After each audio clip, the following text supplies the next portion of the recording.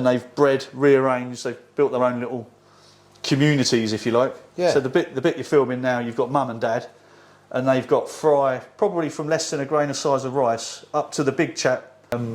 They're slow growing. I've had them probably just over a year. So there's 5 of those in there. There's a CW169 Corrie, which you will not see. Well, I've bought half of them. So there's a dozen red-tailed penguins in there. Okay. And they weren't cheap for a penguin. What is going on YouTube, and welcome back to the channel. So we've got another tank tour to do today. There's actually quite a few tanks at this house we're going to, so it's going to be quite an interesting one. I've had a few photos sent over by the guy, so I've had a good look through a couple of weeks ago. So yeah, there's quite a few fish and tanks to look at. I'll stop going on anyway, but if you have a tank or a fish room or multiple tanks or a shop you want me to come and visit and video, drop me a message on YouTube or on Instagram or on my email address, which is mixedfishuk@hotmail.com. So yeah, let's go and see what this is all about. Right, I've just got to James's house, and this is one of the first tanks. This is the initial tank. This is the starter one, yeah? This is the starter where it all began. So my 13-year-old, he was 11 at the time, and it was, I want a fish tank. So I kept fish as a child and a teenager. So and that's where we found you, Mick, when you went on YouTube. Yeah. Found your channel and realised we were a mile away from the fish barn. Yeah. In Crawley. So this was the first tank. All the fish are from the fish barn, all the plants are from the fish barn. The tank we didn't get from the fish barn because we didn't know the fish barn was there, believe it or not, being a mile away. But he's got his old school harlequins, silver tip tetras. I think there's probably about 50 shrimp. Just see one blue shrimp there, look. Oh yeah, that's nice, isn't it? They're normally everywhere. Yeah. I bet they breed, don't they? Oh, like mad. Yeah. When you had another tank, you had one of those 40-litre ones, and there must have been 100. Wow. I bet it looks quite cool, doesn't it, with them all together, yeah. It's a nice little tank though, isn't it, for the bedroom? Oh, it's brilliant size. He's got little curved bits on, which you either like, and he likes his duckweed. He's mad on his, which in some tanks is alright, it's a bit of a pain. Yeah. Because you do a water change or anything, you end up spreading it around the house. Yeah. So every tank's got duckweed, or you block your filters up with it. Yeah, it just grows and grows and grows, don't you? You have to keep taking it out all the time, don't you? But he's well over filtered. He's got a Fluval 107. He's got the Fluval U4, which was in it originally. Yeah. And I've got another pet shop brand filter. It's just in there. You've got 3 fills on it? Well, wow. not for the... It's in there just in case I've set another tank up. Yeah, oh right, so I see what you're saying, yeah. So if you look at some of the other tanks, most of them will have 2, if not... They might have 2 of those and a sponge. Yeah, and you can set a tank up that day, can't you? You need a quarantine tank, you're there. You're cycled, you're ready to go. It's not a bad idea, mate. It's a really good idea, isn't it? That's a nice Corrie, man. Yeah, it's a smudge spot. I think there was 4 or 5. Yeah, they come out night time mainly.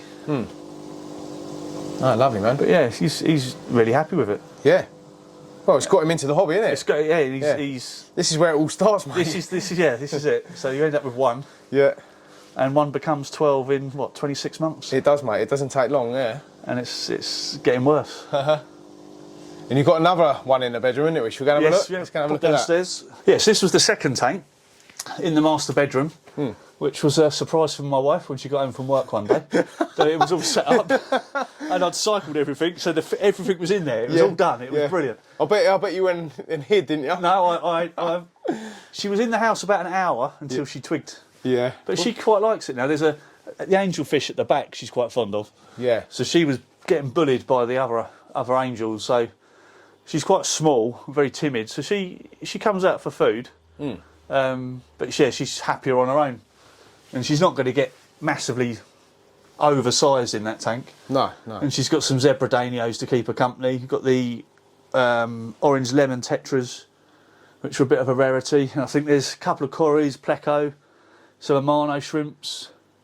Again, it's really low maintenance, that tank. Yeah. What's the substrate? What is this? That is, I can't remember the name of it. It's a planting medium. Okay. So it's for aquascape. It's like an aquascaping soil. But I've gone away from that. I don't see any benefit for it, if I'm honest. No. It looks quite nice though. Yeah, it's nice. Doesn't it? I use the Nice sand is what I've been using. I think it's I think it might be JBL. Yeah, I use which is like the black and white. It sort of natural, fits any sort of So it's quite a nice substrate, but it's not.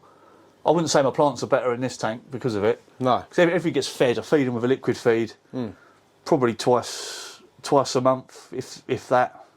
Probably every three to 5 weeks. Yeah, yeah. Oh, my phone's ringing. Sorry about that. Right. That's a lovely gourami though, isn't it? Yeah, he's on his own, bless him, but he had a partner, but the partner didn't make it. Oh. That's got a big belly on him as well, isn't it? Yeah, I don't know if that is a female with egg potential, but I mean, if they laid eggs in there, they'd be gone because they're scatterers, so it'd be all over the show. The pleco would have a filled, and he's big, the pleco. Yeah. He's fully adult, he's over 4 inches. He'd end up eating a lot at night, mate. Yeah. A whole lot will be gone, you won't even know. Ah, it's a cool tank though to have in the room, isn't it? Yeah, I mean, I'm not big, I like keep trimming the plants down, probably every now and then. That's probably borderline where I'd go in and trim sort of dead leaves off. Yeah, yeah. And you got a 207? 207 on it. And it's got a U4 in the back as well, an internal filter. Okay. So again, it's just that, because I went through this phase of I had tanks set up, or I had the tank, and then I need a filter, and then you're trying to squeeze out sponges, and you're trying to cheat it, and add in chemicals to cheat it. But I thought, if I've always got, I think in this house now, I could set up another 4 tanks. Yeah. If 4 empty tanks turned up with a load of rare fish I wanted, I've got cycled, guaranteed, ready to go. Do it that day, can't you? Yeah. Yeah, no stress at all. But I think, I'm a bit of an overfilter. I mean, that tank's not over. Well, it's certainly not overstocked for its filtration. I mean, it would probably be overstocked if it just said a U4. But again, it's like anything. Don't overfeed. Do your water changes. Plants are doing the job as well. That's heavily like the Anubias and that. I don't know what the ferny thing is on the far left. This one here? But I literally half that every month. Yeah, I can't remember. My mate gave me a load of it. It might begin with a C. Yeah. Cairo. It grows crazy, doesn't it? It's bonkers. Yeah. So I half that, and 9 times out of 10, it goes in the bin.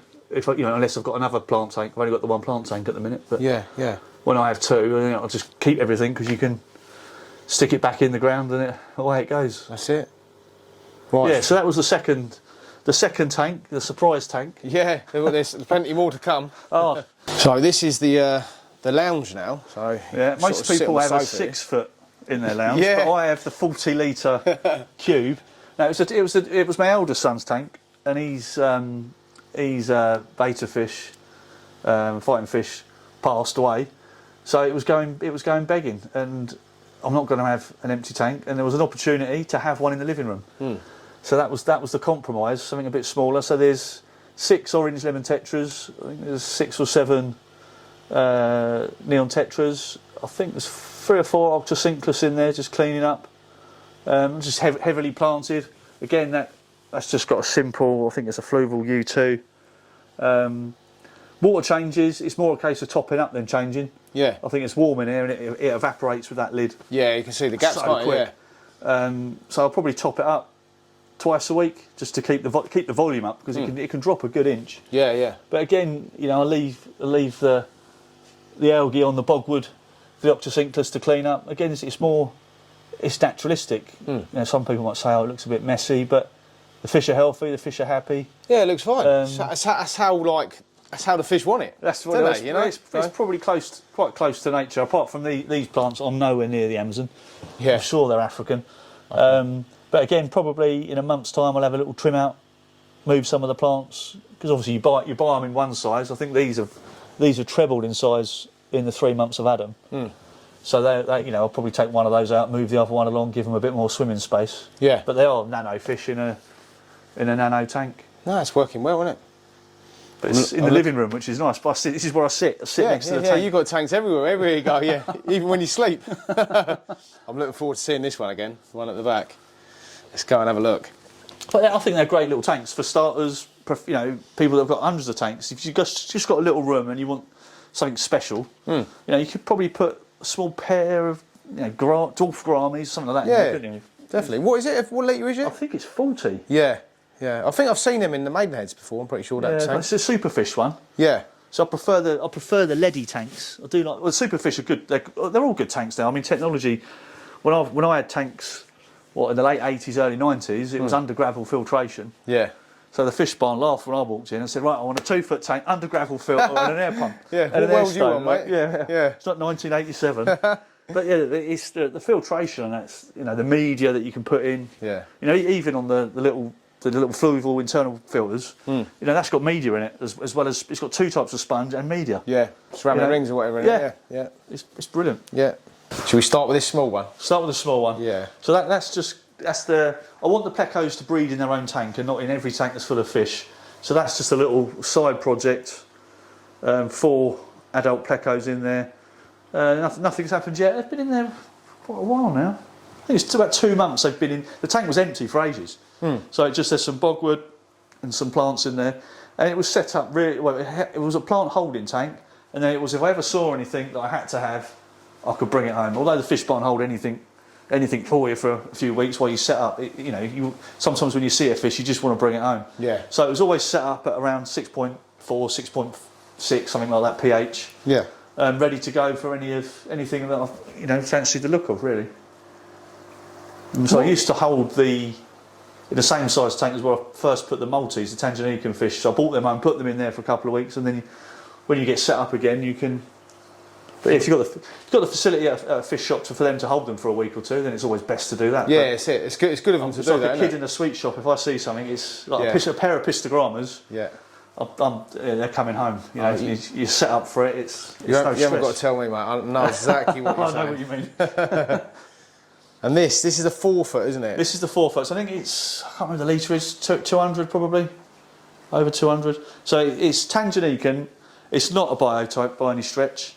It's probably quite close to sort of the main depths of Lake Tanganyikan in the type of rock. That's not rock from Africa, but it's the closest I could find.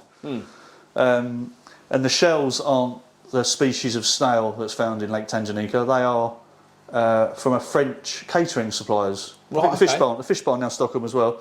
But I put probably over 100 shells in there, and they've re-sculpted and you know, that sand went in 2 inches thick, dead level.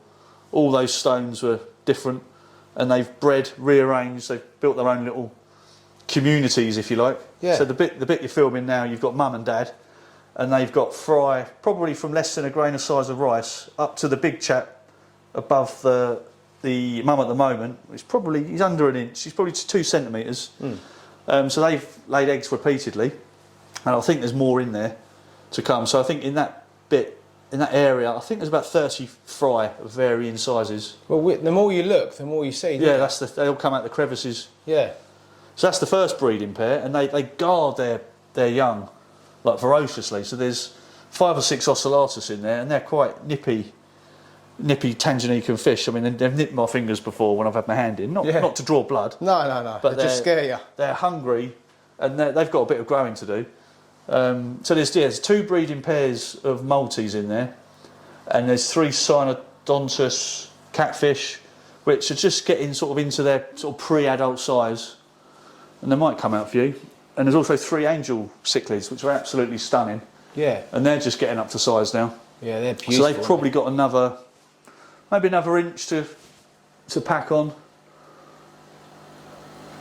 And I've got the moss ball, which is just gone wild in there. The moss was in there to breed the red-tailed penguins. Okay. But the moss just grows better in this tank than any other. Yeah. So the moss has got out of control. Some people might say, oh, there's no vegetation in Lake Tanganyikan, but there are parts of Lake Tanganyikan. It's massive. It's the second biggest. Yeah, how do they know? Lake. They haven't been around the whole they thing, haven't scuba dived. No, that's right. But a lot of the plants you wouldn't put in there, but certainly mosses and algae. You know, the fry eat the algae, which is why I leave the algae along the sand. It's hard to clean. Yeah. Without disturbing. You know, if you can see around this bit here, you know, the breeding shells. You know, you don't really. You know, the fry will eat these bits. But as I said, I put well over 100 shells in there, and you can only see 30 or 40. Yeah. They just buried them. Buried them here under the sand. Under the sand, and they scoop. They're fascinating to watch, especially sort of late in the evening. They scoop the sand up from the bottom and like spit it out over the top. So they've got their. Yeah, you just don't think of fish being that sort of maternal. Yeah, like and caring in a group. Very interactive, isn't they? Yeah. Yeah, I love it. I love this tank, man. It's well nice. It's quite inspiring to see something like this. Let me put some fry food in and see if they. And this is running is it a 207 or a 307? What have we got down I think it might be the 307 on that one. Okay. But it's got the little sicky filter. Again, that's got media and sponge in it. Cichlid.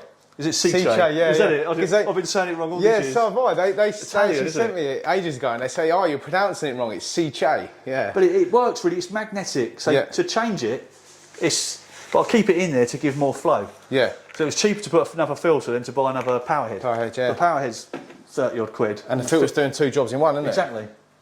I'm hoping they will. Might be a bit spooked by the camera, though, aren't they?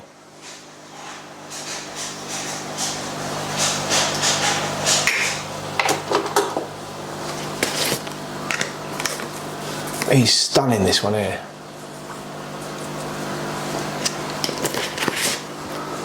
But yeah, everything's got a bit more growing to do. I don't think the ocellatus are breed. I think it's probably more specialist to breed them. Yeah. Well, you never know. You see how you go on. It's the only way to learn, isn't it? The shell dwellers. Is that you, Tobes? You home? We've already look at your fish tank. Wait, dogs. Dogs. You had a good day? You come say hello to Mick in a minute if you want. Because you found him and his channel. That's my son Toby. Hello, mate. You're He's right. the one that found you. That's why I'm here. Beauty of YouTube. Yeah. But yeah, I could watch this tank for hours. Yeah. Because the Cynodontus, they do like a little parade in the evening. The 3 of them are sort of dart around the tank, picking up any food. Yeah. But yeah, the fairy cichlids, I'm not sure on the sexes of them, but they seem to sort of, one typically hides out here, one there and one at the back there. So whether I've got 3 males, and you'll find out soon. Well, yeah. Have they got a bit more growing to them than I reckon they probably pack on another inch. Yeah. I'm a bit more careful on this one of overfeeding. They're very pretty, aren't they? They're gorgeous fish. Gorgeous. Yeah, another inch I'll get out of them. And they're quite, for a cichlid, placid. They're not really interested in the fry. It's these greedy, the ocellatus. Yeah, they got attitude, you can tell. Any opportunity, they would be down there. They're quite ferocious eaters as well. But they've probably got another ½ inch to an inch. That's lovely, man. So they're the smaller Tanganyikan. They're not like the Tropheus and which get massive. Yeah. But yeah, they're just fascinating to watch. They are fascinating to watch. You can sit here for hours, can't you? Yeah. Cup of coffee or whatever. Or a beer. Yeah, you see different size fry all the time. All of a sudden there's another tiny baby and you think, how have they done that? See it all cropping out. You can see the different sizes on that one now. Yeah. Oh, that's lovely, man. I mean, I've probably lost half over the way. You know, some of the fry obviously don't make it because that's why they have so many. Then they lay 100 eggs on the basis that 25%. But the ocellatus, I think, have picked off a few. And there is a rogue pleco in there, so he's probably had. Yeah, I see him just at the back. Yeah. So when the tank was switched from pleco breeding to Tanganyikan, he hid somewhere in the substrate. Okay. So it was too late. I've left him in there. He's adapted to the pH. Well, you won't want to try and get him out now. No, it's too. Yeah, I'm not the best fish catcher. Give me a net and it's chaos. Yeah. So yeah, he's. Yeah, apparently they can adapt to higher pH. Right. They go from lower. Okay. So if I took him out of that now and put him back in the 6.4s, he'd probably die of shock. Yeah. But you can take him from 6.4 to 7.4, and most fish will survive. Yeah. So the pleco, just slowly do it. But it was slowly done because the tank was set up. You know, so I added a little bit of cichlid buffer, a little bit of lake salt to get it up again. So it wasn't done in one hit. So he probably had a week of adjusting, but he's grown near enough full size. Yeah, it looks sound, mate. It's fine. He's good at cleaning the glass, isn't he? So he does keep. Yeah, that again. Considering we've got all the windows and the glass, the pleco tank that often you can see the duckweed's mental in there. But that tank stays pretty damn clean. Yeah. And as I said, I leave the algae at the bottom for the fry, and it's a bit of a pain because you knock all their shells over. Yeah, but it looks natural, doesn't it? I think yeah. But everyone that any fish person in fact any non-fish person comes in, they say, "Oh, I really like that tank. Yeah, I really like it." Yeah. But yeah, the stones were hard to find. Yeah. It was good traipsing around garden centres. They're not. It's not totally what I wanted, but it's I joined this website which I can't think of the name of, but when I do remember it, I'll text it to you and you can put a link. But it's basically a worldwide biotope website. Okay. So you have to put up with the biotope people giving it large. Yeah. Like that's not the right type of word. Doing it all wrong. Doing it all wrong. Yeah. But they do put a lot of photos. I mean, Google's great. You can Google Lake Tanganyikan and you can see. But this actually pinpoints the location on the rivers, So all the tributaries in the Amazon, you could go into certain areas. So you could say, right, that Corydorus was found in that area, and then you can see like a snapshot of that lake bed. Yeah. You have to pay £7 a month for it. What to get? So it's, I mean, the stuff's hard to get. I mean, I tried getting the actual shells from Africa, and I found a guy who was a fish dealer. He'd done rice fish and killifish, and he was going to that part of the world. And then he was in Africa, and he texted me to say, "Oh, I'm at Lake Tanganyikan." Sent me a lovely picture, but then forgot to bring the snail shells. Oh no! So we had all the way there. Yeah, so he'd gone there to buy and sell fish. He was an international fish trader. Yeah. But I said to him, if you can get me 50 snail shells, we'll come to some sort of agreement. I mean, he basically was just going to post them to me for cost. Put them in your pocket in the plane, mate. Well, that's it, yeah. So yeah, the French restaurant snail shells work fine for the shell dwellers. Yeah. But I used to see the shell dwellers in like the fish bar and other fish shops. I think, oh, why do I want a shell dweller that's in its shell? But then they're not. You know, they've warmed up now. They've had a bit of food. They're used to you and I standing here. They are, I would say, probably the most interesting fish species I've got. Yeah. So I've got fish from all over the world. Not massive tanks, not massive fish, but they are something different. Yeah. Love it, mate. Should we go and have a look at the other ones? Yep, go for it. Oh, he's got some more in here as well. Look, this is his. This is your office, is it? It's my home office / music room / junk room. Don't know where to start. Where should we go? Should we start this little one? Start that one. Yeah. So that's my computer tank. So that was set up. Well, that originally had the shell dwellers in it while I set the big tank up. And unbeknown to me, the shell dwellers actually laid a load of eggs. So when I drained the tank down, refilled it with a lower pH water for the tetras, I've now got 3 2-month-old shell dwellers living in the wrong environment. But they're happy as anything. They're doing sound. And they've grown from fry. And it's quite a strange concept because it wouldn't happen in nature, but somehow it's managed to happen in that tank. Yeah. But that was just a species only. I'm quite into. So there's 12 lemon tetras, and they're sort of like an old school classic fish, which, you know, I just had to have 12 of them. Yeah, that's fair enough. They look really good together, mate. Really nice. Which is why I've got into the orange lemon tetras, which is sort of the rarer version of those. Yeah. I mean, they're just your run of your mill fish, but they've got striking colours. Normally there's more tannins in the water. It's a lot darker than that, and I think it just shows them off. Yeah. Well, that's how it's meant to naturally look, isn't it? Yeah. This one's, the bigger tank is often a bit more tinted than that. Yeah. But I think I might have moved my light round because the light looks like it's moved. But that's sort of, again, it's got species in it I like. So we've got the blueberry tetras, which are a rarity. They're not seen everywhere. Yeah, they're stunning, aren't they? There's 2 jaguar angelfish and 2 standard angelfish. What else we got? And then it's a multitude of. I've got some full-size fat corries in there, some keyhole cichlids. Oh, crikey! Bristlenose catfish, leopard corridors. Let me throw some food in. Yeah, the corries are proper. In fact, the keyholes are probably the biggest. Unless you've owned them for a while, you would see. Yeah, let's see what happens when they come out. Yeah, look, I'm hoping the keyholes come out because. Yeah, they're a lot more. So a lot of websites and that will say, "Oh no, they're great community fish. You know, keep them with anything. They're out on display fish." But I don't think they are, and I've got nothing in there that would really, you know, spook them. There's a cory. Yeah, I think they like it darker. I think there's bigger ones than that. He's got a pleco behind him. It's like more life coming out now. He fed them, isn't there? Yeah, I'm not sure on the corrie count. I reckon there's probably 7 or 8 in there. Yeah. So there's a standard bronze corries. I think there's some smudge spot. I think it's a leopard corrie. But the blueberry tetras were the best addition to that tank. It's just added a whole new sort of life and dimension to it. Yeah, I think when I've sort of got reset up with my breeding tanks again, I think that's something else I'd like to have a go at breeding. Yeah. Because again, I bet you couldn't find any online for sale today. No, I don't think I've ever seen any in the shop. Well, not for ages anyway. But again, I've loved my botanicals. So yes, this is it's sort of I wouldn't say it's an odd tank. I suppose the theme is the angelfish are sort of the hero fish with the keyholes in the background. And then I've got a little posse of tetras. But the bottom feeders are. The corrie's a great fish.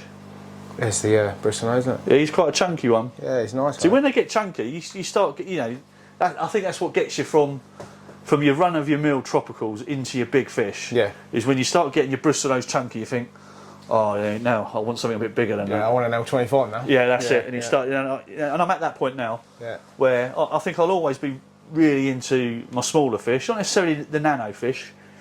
But yeah, the keels are out now on the right. Look. Oh yeah. They've really shot. They're so beautiful, and they're so big. Yeah. You wouldn't know they're in there, would you? No, you wouldn't, mate. You wouldn't know. That at night, if I'm sitting in here in the evening, and I think they definitely like it less bright. So I did try a load of duckweed and frogbit floating in the tank, but it just it helped them a little bit, but not the plants were suffering really. It become too dark. Yeah, they don't get the light then. These sort of, they go a bit brownish, don't they? But yeah, I bet there's not many people with keyholes that size. No. But they live, because I did strip the tank out. When was it? About six months ago. I just said it looked a bit false. It looked a bit too. I mean, I love all types of aquascaping. Don't get me wrong, but it just looked a bit too. What, like too neat? Yeah, you've done that. Yeah. It just looked. Oh, it looked too. Everything's lined up. Yeah, you want stuff like fallen, didn't you? So I've got bits sort of that. This bit will never sink, but I like it. It floats. It's more naturalistic. Yeah, and it gives them like somewhere to hide and stuff. Doesn't it's almost sort of like closing your eyes and not throwing stuff in, but to make it look a bit different. Riverbed. Yeah. Yeah. Oh, but nice, I've got the nice and sand in there. I've got the scatter gravels. I can't remember who makes the scatter gravel now. One of the big companies that do all the gravels. So. Oh, it works really well. And you've got this rack behind us as well. I'm quite interested to have a look at this as well. The rack that goes through. Well, no, the bottom two tanks have been set up a long time now. So I've got the Amazon puffers. Yeah. And they're quite slow growing. They are. In fact, I will go and get a block of frozen bloodworm in a minute. They're slow growing. I've had them probably just over a year. So there's 5 of those in there. There's a CW169 Corey, which you will not see. He was one of 3, but he's the only one that survived. There's a couple of massive plecos and probably about 20 baby pleco or fry. Yeah. Of varying sizes, because the plecos breed in every tank apart from the one I want them to. Yeah. And there's, I don't know, I think there's 5 smudge spot Corys in the bottom. So again, I've tried to keep it. I've got quite a bit of plant dye back at the moment, so I've been feeding these plants a bit more. Took the phosphate filter out the filter, just because I think that's 50% RO, 50% tap water. So I do probably more water changes on this tank, and I think because of the amount of live food and frozen food it has, and the amount of waste, I've sort of changed the water more. So I don't think there's probably enough pollutants in the water to feed the plants. Right, I see what you're saying. Yeah. So it's sort of that vicious, but it's a lot better because all the Java fern died back, but that's all coming back, which it often does. It's getting that balance right, isn't it? It is getting it right. And when you get it right, you know what to do. Exactly, but the fish are happy and healthy. And again, it's just a different. That's why I've got so many tanks and not one big one. Yeah, is that I'm drawn to different species, different parts of the world, and they're different requirements. Well, they're their own little worlds, aren't they? That's it. Yeah, it's like, oh, what's in that box, man? Yeah. Like, because I don't know what's in these, so it's exciting for me. Yeah. Do you know what I mean? But you know what's in these, so that makes you want to do another one, doesn't it? You don't know too well down there. And what are these tanks here? These are the ones you're talking about? Yeah, these are they're made by Leddy. Right. And they're 100 litres. So the fish bar normally always stock these. So I've got 3 Leddys on this rack. Yeah. And I just think, for the value, I mean, I've obviously stripped the filters out because I've got Fluval 207s and everything. Yeah. But that's because you haven't got to be quite so fastidious with your water changes. You can overstock a little bit, you can overfeed a little bit. Yeah. So I do whip the Leddy filters out. But if you just had, if you bought that as a starter tank and set it up out the box, you can fill it with a dozen decent tropical fish and never have any problems. Yeah. Just wash your sponge out every month, do your water changes. That's it. But because I'm overfeeding when I'm breeding, or I'm occasionally, overstocking. And I think the Fluvals are such great filters. But as you can see, that's just my plant holding tank. That's why the water's low. Yeah. But and again, if I see something that I think I need to bring that home, pop it straight in there. Pop it straight in. Top the water up a little bit. That's what's nice. This is the problem I had when I had the monster fish. Yeah. I had this problem. I had so many tanks, but they were big tanks. Yeah. And when I'd see something, I'd be like, "Oh, I'll take that home." Oh no, I'll be driving home. I'd be going, "Where am I going to put that fish?" Yeah. And it'd be like I can't put it in there because it's going to get eaten. I can't put it in there because the water's not right in that tank. That's the problem with the monster fish. And when you see something you really want and you're in the shop that day, you go, oh, I'm going to get it. That's you it. know what I mean? With the smaller fish, it's kind of a bit easier, isn't it? It is a lot easier. Yeah. So everything's run with a couple of filters just in case I set another tank up. I think I've got 3 empty tanks in the garage just sitting there. Yeah. Not massive. I think there's a couple of these. Hopefully the epistogrammas will come out. Yeah, they're in this one here. Yeah. So it's a breeding pair, and again the plants are from all over the world. I've not tried to make it, but put a bit of wood in there. There's a cave that's from a cocoa shell. That's it. But yeah, those. Yeah, I think they're coming out. Yeah, I know. That's the female. Yeah. So she's in the cave an awful lot. She's not as pretty. The male's massive. He's got a big sort of orange flame tail. Okay. I think they're called a double red epistogramma.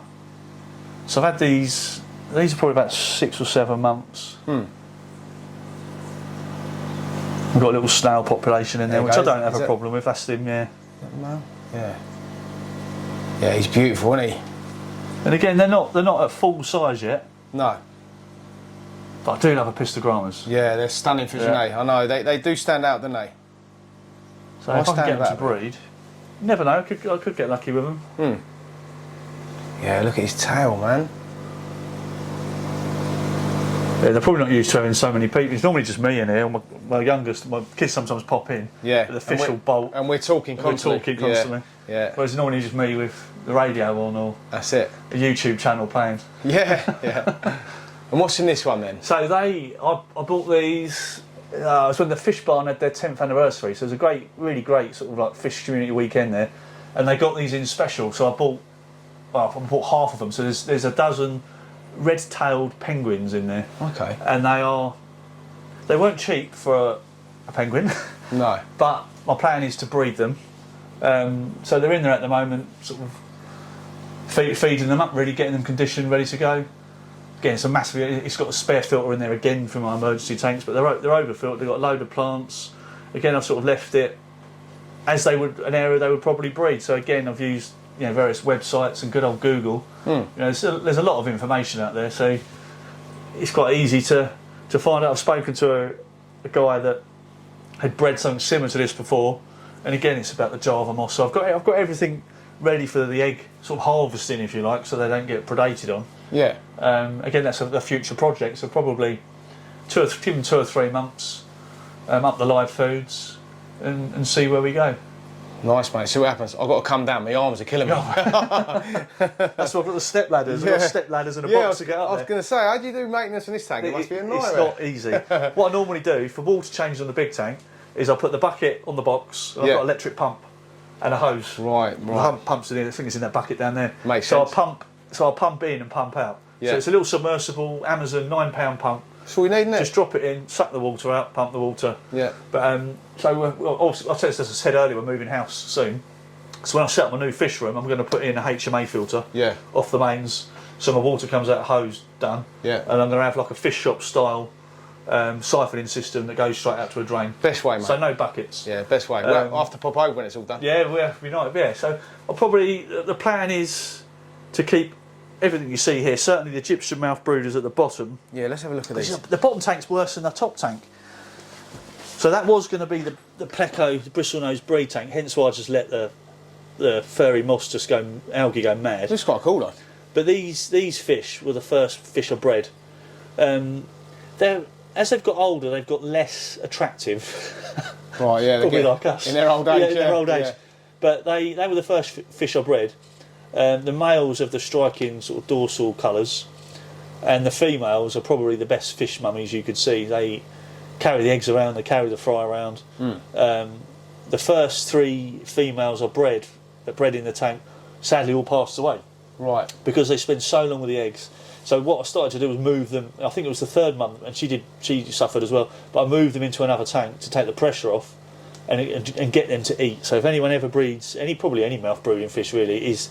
A lot of websites will say no, you can leave them in the tank if you've got plants. The fry will survive. Yeah, the fry does survive, but I think it puts a lot of pressure on the female. On the mum, yeah. So I think, certainly for Egyptian mouth brooders, the next time I see any carrying eggs, which is none at the moment, I will put them in one of the spare tanks and let them do their own thing. Yeah. And then there's no, because the males are quite amorous, to say the least. Yeah. And they will keep going and going for her. Right, And yeah. she's like, I've got a mouthful of eggs, there's nothing I can do. And he's like, I don't care, I don't care. Yeah. But yeah, they're fascinating to watch. The tank does need a little bit of a tidy up, but they're happy as anything. Again, they're on a 207. They've got a UO4 in there as well. Yeah. But I was going to put the placos in there and then munch through all that algae. Oh yeah, they'll soon be through that. But there is one. I think there's one pleco in there and a couple of oxycinchus, but they've not keeping on top of it. And I've seen you've labelled all your filters as well. So just to make it a bit easier. It's a good idea, isn't it? Well, it's just I'm being organised. It just makes things in a fish room. That's why I've got like magnetic hooks on my rack. Yeah. And there's normally the tweezers on the floor, and I've always got like a little rag or a towel, or you've got everything to hand. Just makes life a lot easier. I have a room thermometer, and typically without the heating on, this room stays at about 24. Yeah. So the tanks are going to stay that as well. So the tanks, everything's got a heater in it. So whether I do that with a new fish room or heat the room, I can't heat this room because I've got guitars in it. So if I heat the room, the guitars will bend and buckle. But I think when I have just a fish room, I might go for heating the room and just have some heaters for spares. The only problem with heating the room, I've been to quite a few fish rooms. You've got to be careful with what species you keep, right? As well. Do you know what I mean? If you ever think about, I want to keep subtropical fish now, you can't keep them. No. And the rooms are hot. Yeah, they are hot. When the heaters get going, so say this room's down at what you're saying, 24 about degrees. 24. Yeah, so shut. The heaters come on at 24 and they go up to about what you run these tanks at 26. I normally take everything at 26 for the tropicals. They just tick over, mate. They'll tick over. It won't cost you a lot on the electric. A lot of people think, oh man, it's cost me fortunes heating these tanks. Yeah, no, it doesn't. But your house is staying warm, so the tanks stay warm. If you think in the winter, your house is what, 20 degrees. That's it. If you put a cup of water on the side when you go to bed at night and you don't drink it, you drink it in the morning, it's warm, isn't it? It's warm, yeah. Same as fish tanks. Yeah, exactly. That's exactly what I say. Yeah, the filters, the lighting now. I mean, when I first had tanks, God knows what the lighting costs. The bulbs used to break every 5 minutes. Yeah. I mean, the LED tanks, they come with excellent lighting. You can turn the filament around for the oscillation of where the light goes. You can't adjust the brightness, but to be honest, you can, with the adjustment of turning the fitting around, you can make it slightly darker or put the light at the back, light at the front. Yeah. But these tanks have been running 2 years. I've never had a bulb go or anything. But the Fluval, the filtration, they cost nothing to run. It's like 50p a week or something stupid. And they just do the job They so just, well. I never would have thought I'd have external filters. Yeah, yeah. Because I was an under-gravel man in the 80s. Under-gravel filter with your air stone and. And they're silent, aren't they? They're so quiet. Yeah, I've got 1, 2, 3. You've got an FX4. I've got an FX4 on that one. Yeah. I mean, that's massively over filtered. But the problem is, because I love my botanicals, and they're quite light on botanicals at the moment, as they break down and fish eat them or smash them up, it all ends up in the filter. Yeah. So when I clean my filters out, it's probably 10% poo, 90% bits of leaf and plant and bogwood. Yeah. So there's pros and cons. I'm a massive believer with like your Amazon fish in particular, botanicals. I just think it colours the water, it adds different properties, and you can get your pH right with them as well. And it makes them feel at home as well. It does. You know what I mean? Especially with like what you're doing, like the breeding, I think it's very important. See, a lot of these fish have never seen their natural habitat. They would have been, I think even the puffers were bred in Germany or Holland, somewhere like that. So they've never seen a natural environment, but it's genetic. It's their primal instinct. Yeah. It's like us being at home. Yeah, exactly. But you breed a lion in captivity. It still knows how to chase an animal and eat meat. Yeah. So I think there's a lot to be said for trying to get a natural, and glory to these guys that do the biotopes. I mean, some of them I've seen recently. They're just phenomenal. Yeah, there's a lot of work gone into them. The efforts and the cost as well. I mean, I've not done it partly a bit through laziness, and a bit it's flipping difficult. Yeah. I couldn't even get the snail shells, and I joined Facebook groups in Africa, trying to befriend people, offering, I pay the postage, I can donate to your charity, so you do a charity, and they're on the lake. You've got to walk, pick me some, but people are busy, they've got their own things to do. That's right. And it all depends whereabouts you live in the UK with the water it does. parameters and stuff. Yeah. I know. No, the tanks are looking lovely, James. Thank honestly, you. Mate. It looks really nice. Yeah, I've not spruced them up for your visit. They just, they run sort of, I like my have spare plants in all the time. Yeah. Really want to get one of them, man. Yeah, he's not showing off today. Yeah. They're not massively. It's funny when you researching fish and it's community fish, they're always out. I think you get I think it's all your lighting, it's your house. Yeah. You've got a dog with them. I've got 2 dogs. If the dogs are in here, the fish are not seen. Yeah, Do you know what I mean? So it's all these things that there is, mate. I think that the temperament, you know, obviously your puffers, they're going to eat anything they can get in their mouth. Whatever you do, whatever tank you put them in, they will eat. They'll probably take out all nano fish. I mean, they were nicking plecos off the bottom when the plecos were half an inch long. Well, they don't care. They're just predators, aren't they? And you know that's what they do. And I can't rescue every fish. No. But in the mornings, they're cute little things, aren't they? But let me go and get them. They're like puppy dogs, aren't they? Block of frozen food. Yeah, let's give it a go. I'll give them a little tap. Yeah. They know it's here. And I'll sort of drop it on them. There you are, look. There's one that always feeds. There's the 3 primary feeders, and then the one at the back often misses out. Number 4 will be along in a minute when he realises what's going on. Wow, they're proper go for it, aren't they? They do. Look at them. Quality, innit? So I try and feed these twice a day, which is hard because I don't like to run the lights for too long. No. Like 8 to 10 hours. So it's all around work and other things. But yeah, if you put fresh mysis or brine shrimp, they go mad. Absolutely. I mean, all fish love brine shrimp. And that's probably when I've got reset up again, I think I'll probably have a brine shrimp hatchery. Because it's quite easy to do. But again, it's another pump running. It's another thing to mess around with. I know. But it is quite fun though, isn't it?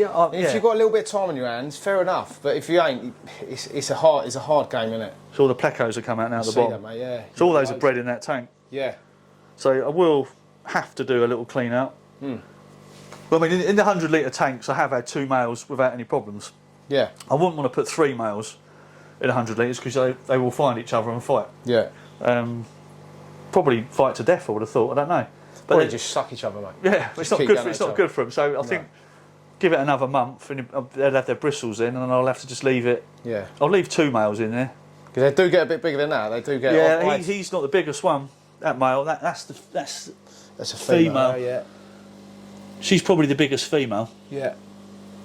But she was one of the first bristle nose we got from the fish barn. You can't beat them, can you? I just think they're great clean-up fish. Yeah. And they are. They are pretty. They're pretty fish, aren't they? Like dinosaurs. Yeah. Yeah. It's as hard as nails, mate.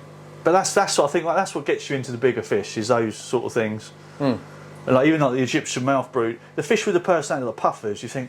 You see these puffers, and you sort of think about the other puffers. You know, not the really big puffers. Yeah, like the one I saw last week. Yeah, that's that one. It's a perfect size. I mean, too big for that tank, but you know, in the right size tank. And they've got such. And these little puffers have got personality. Yeah, they're wicked. Like if I sit there at my computer with my back to them, definitely 3 of them, if not the 4 out of 5, will swim to this corner. Yeah. And will just look at me like, "You're going to feed me?" Yeah, what's going on, man? It's like a waiting dog. No, but they don't respond to other people. No. It's like my dad pops over quite a lot to do maths with my eldest, and he loves the fish because he's amazed at the breeding and the care and the. Yeah. They're not too interested, but it's me. They know they know you are. Yeah, no, it's like a dog, mate. They can't know who you are, but they do. They do. Fish aren't stupid. I don't think these ones up here do. I don't think the red-tailed penguins. Wait till you start giving the bigger fish. The bigger fish know who you are. Yeah. They know, especially they're eyeing you up for eyeing your fingers up. Is what they're doing. The Oscars, the Arrow stuff like that, mate. They're very clever, very clever. Right, I'm going to ask you 3 questions. Then we're going to start doing a new thing. Go on. What's your? Oh, look, he's out. Look. Look at him. What would be your perfect size tank? Oh, that's a good question. At the moment, I swear by these 100 litre tanks. Versatile for breeders, for first timers, 100 litres. But if you're saying what do I want? I want to go not quite arowana, but 6 foot, maybe discus, maybe Oscar, 8 foot Oscar, maybe a ray. Yeah. That's the next. I think I'll always keep the 100 litre tanks, 200 litre tanks for different. These fish couldn't mix the pHs and aggression and all that. So I like the oddities. I like the rarities, blueberry tetras, orange lemon tetras. Yeah, some people might think, oh, they're so small, it's only an inch big. But yeah, I think my dream tank would be like the flagtail and the stingray. 6 to 8 foot, something like that. 6 to 8 foot. I think 8. I'd go bigger. Yeah. If you're going into that end of the hobby, you've got to go big. Yeah. If you're going in Go for as 100 big as you litres, can. yeah. If you're going for 100 litre breed tanks, get yourself a rack. Yeah. Get a rack. But if you go, I've not kept anything. I think the biggest fish I had was a goldfish. It got to like 10, 12 inches. Yeah. It lived forever. I think we won it at a fairground. Yeah. Back in the day when you could win a fish and take it home in a bowl. You're allowed to now, yeah? No, not allowed to do that. But no, I definitely would. Yeah, but I'd always keep my bread and butter. I like my bread and butter. I like the good old fashioned fish. Yeah. Sepradanios, Yeah. guppies. You know, they're gonna be around forever, and they're good. They're good for every. If you're starting out, 4 Zebradanios whizzing around your tank. They give you loads of interest at the top. That's it, because you're going, doesn't it? Put 4 cories in the bottom, a load of neons in the middle. Yeah. You know, you've got a ready-made. What more do you want? You've got everything covered, haven't That's you? But definitely the bigger fish now are knocking on the door. Yeah, that's good. It's good. And what would be the? How do I word this?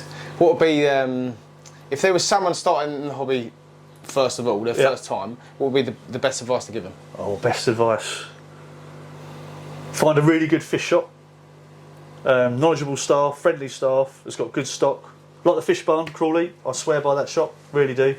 Water changes, YouTube, there's brilliant YouTubers like you, Mick. There's some that aren't as good. And what works for someone might not work for you. So I would say, do your water changes. If you can get away with it, glory to you. Yeah. But yeah, read up and research pH levels. You know, I had a friend I used to work with that got chocolate gouramis. He said, I've got a gourami tank set up and I bought some chocolate gouramis and they died within a week.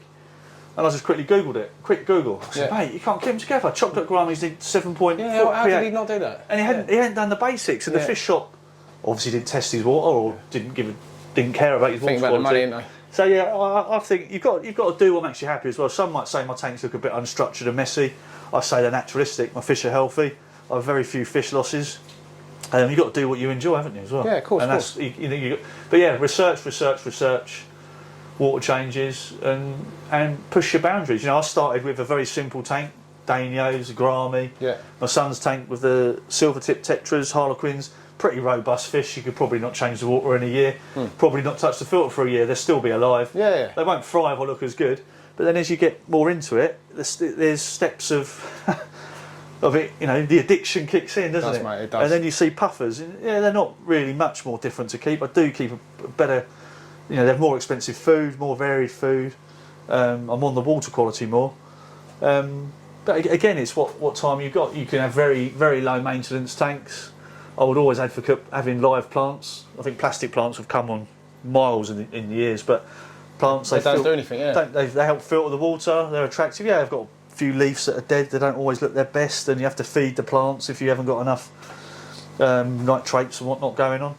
But yeah, keep it natural. But again, if you want a SpongeBob ornament, have a SpongeBob ornament. Or what is the other one?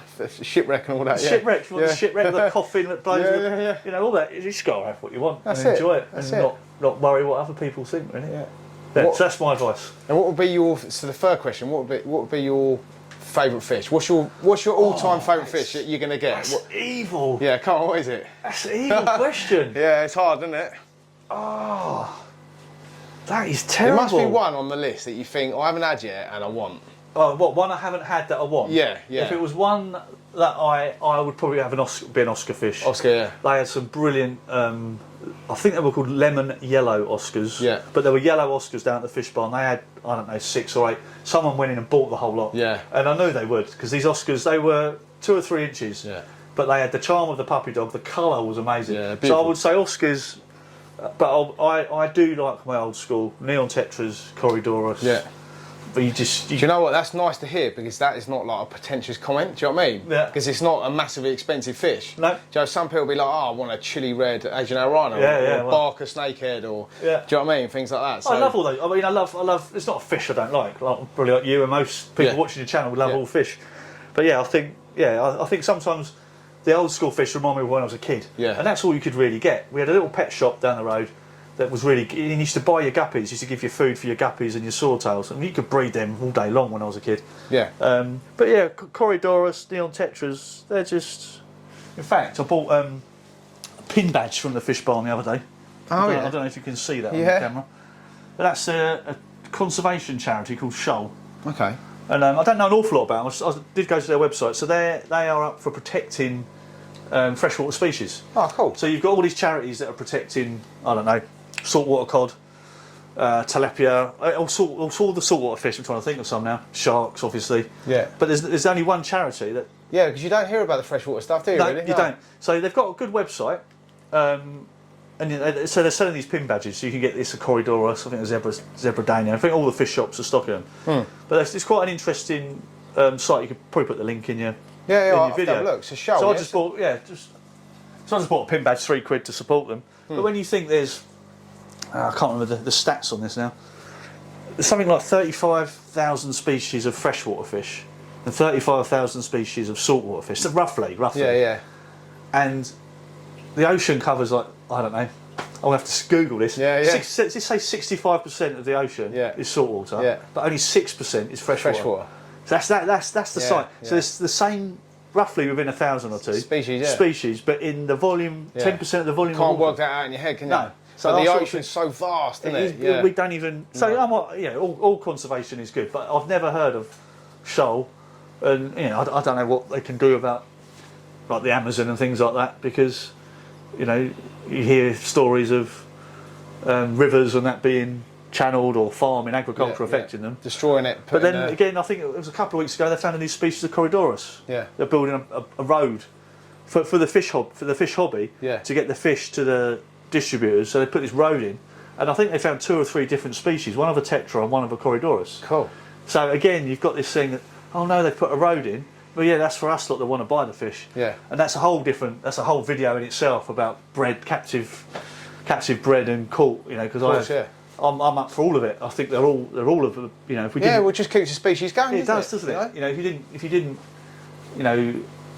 wild catch any of the fish, what will those people do in those countries? Well, they'll have to grow crops. Yeah. Or grow meat, which means you'll have no river systems. Yeah. So then you'll have less fish. We're keeping the jobs going, mate, aren't we? Well, really, I think so, and it's probably quite a controversial non-YouTube topic, but I think if you took a shoal of neon tetra, or just a male and a female neon tetra, and they laid 200 eggs at the start of the wet season. Yeah. So 50% are probably not going to make it from fry. They're going to be predated, or the eggs will get caught or something. And then you got 50 left, 100 left, and then the rainy season ends. You're in the dry season. Yeah. What percentage of those then? Exactly. Just if I can get my words out, statistically, the odds aren't in their favour, are they? So if during the wet season they get scooped up, maybe not neon tetras so much, because I think most of them are captive bred now. Yeah, they are. Yeah. But you can see these. So you can't beat a baby bristlenose. No, I don't want to use the word cute, but they are cute. Yeah. And then they turn into these great big things. Yeah. Algae munchers. Yeah. It's quality, man. Well, anyway, man, James, I think we've covered all the bases, mate. Thank you. Thank you for those curveball questions. That's all right. Might have to revise my answers on favourite fish. Well, that's a new thing I'm sort of do on the channel. I think it's a good idea. Yeah. So the next people I'm going to visit, I'll be asking the same question. So get prepared. Get prepared. Unlike me, that's thinking for an hour. Yeah, sorry, you're the first one I've asked. That's a good idea. I like that. But mate, honestly, you should be proud of it. It's wicked. Thank you. Thank you very much. No, I'm really pleased you come to see it, because I know I've watched your channel for a while. My son found your channel originally, and we've watched all the big fish, and I thought, oh, who's going to want to watch little fish? But then I like to watch little fish. Yeah. And I watch all the main YouTubers in the UK. I follow. I'm probably not going to name them all. I'm probably not allowed to name them all. Yeah. But I do watch them all, and you get different things from different people. Of course. But I think the fact you visit people, and you share what other people can do. Yeah. I mean, this isn't a massive room, and I think the total fish count. I think it's about 200. It's over 250 across all the tanks now. Yeah. And it's thousands of litres of water. I don't know how many thousands, but it's a lot. I know there's only 100 litres, but you add it all up over 12 tanks. Yeah. If you say every tank was 100, that's 240. That's 200. So it's a couple of thousand litres. Easy. And no, you're doing a fantastic job, mate. Thank you. Honestly. Right, well, thanks for having me, James. I really appreciate it, mate. Cheers, mate. And keep up the good work. Thank you. And thanks for watching, everyone. Like and subscribe to the channel, ding the notification bell, and keep it real, everyone.